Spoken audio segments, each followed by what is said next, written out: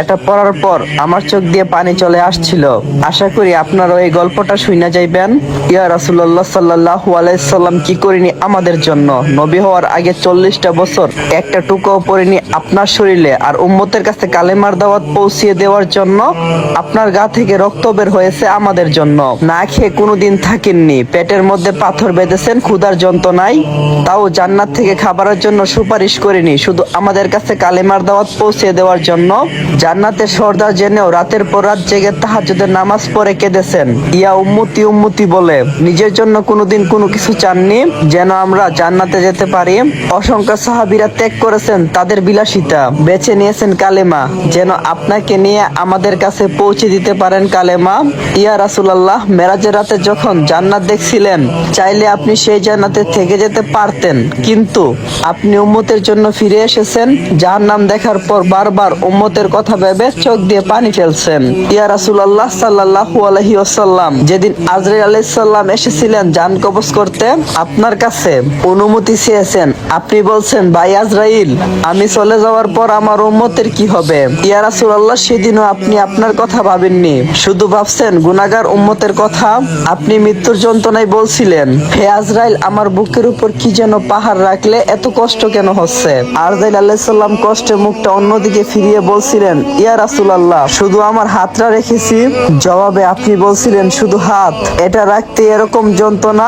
জিবরাইল, যত কষ্ট দেওয়ার আমাকে দাও, আমার উম্মতকে কোনো কষ্ট দিও না। শুধু এই দুনিয়াতে না, কিয়ামতের দিন যখন সকল মানুষ ছুটাছুটি করবে এক নবীর কাছে থেকে কোনো আশ্বাস না পেয়ে অন্য সব নবীদের কাছে গিয়ে বলবেন, ইয়া নাফসি ইয়া নাফসি, একমাত্র আপনিই বলবেন ইয়া উম্মতি ইয়া উম্মতি ইয়া উম্মতি।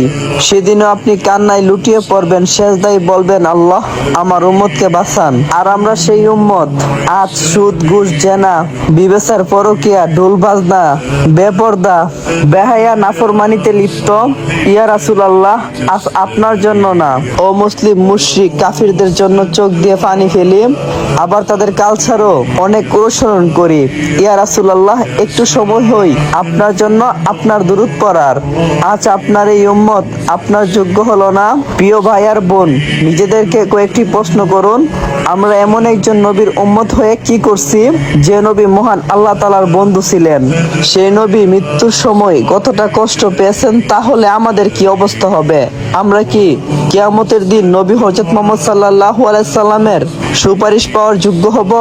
ভাবুন তো, আল্লাহ তাআলা যদি একটাবার আমাদের দিক থেকে মুখটা ফিরিয়ে নেন, তাহলে আমাদের অবস্থা কি হবে? আপনাদের কাছে অনুরোধ রইল, ভিডিওটা কয়েকজনের মাঝে শেয়ার করে অন্যদেরকে শোনার সুযোগ করে দেন।